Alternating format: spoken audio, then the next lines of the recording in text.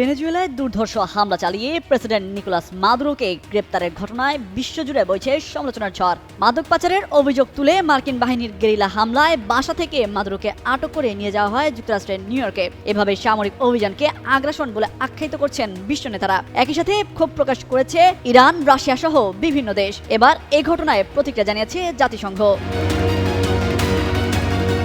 জাতিসংঘের মহাসচিব Antonio Guterres ভেনেজুয়েলায় যুক্তরাষ্ট্রের সামরিক অভিযানের মাধ্যমে দেশটির প্রেসিডেন্ট মাদুরো ও তার স্ত্রী সিলিয়া ফ্লোরেসকে আটক করে যুক্তরাষ্ট্রে আনার ঘটনায় বিপজ্জনক নজির তৈরি হয়েছে বলে মন্তব্য করেছেন। একই সঙ্গে এ ঘটনায় গভীরভাবে উদ্বেগ প্রকাশ করেন সংস্থাটির মহাসচিব। শনিবার মহাসচিবের মুখপাত্র স্টিফেন দুজারিক এক বিবৃতিতে জানিয়েছেন, যুক্তরাষ্ট্রের এই সামরিক অভিযান আন্তর্জাতিক আইনের প্রতি সম্মানহীনতা প্রকাশ করছে এবং এর ফলে দক্ষিণ আমেরিকায় ভবিষ্যতে উদ্বেগজনক পরিস্থিতি সৃষ্টি হতে পারে।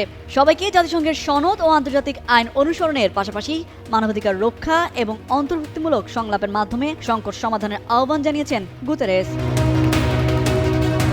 এদিকে জাতিসংঘের মানবাধিকার সংস্থা UNHCR এর প্রধান ফলকার তুর্কো বলছেন, ভেনেজুয়েলার জনগণের নিরাপত্তা এখন সর্বাধিক গুরুত্বপূর্ণ এবং পরবর্তী পদক্ষেপের দিক নির্দেশনা এটি নির্ধারণ করবে। জাতিসংঘের নিরাপত্তা পরিষদ আগামী সোমবার সকাল 10টায় ভেনেজুয়েলা পরিস্থিতি নিয়ে জরুরি বৈঠক ডেকেছে। সেখানে ভেনেজুয়েলার প্রতিনিধি দলকেও অংশগ্রহণের আহ্বান জানানো হয়েছে।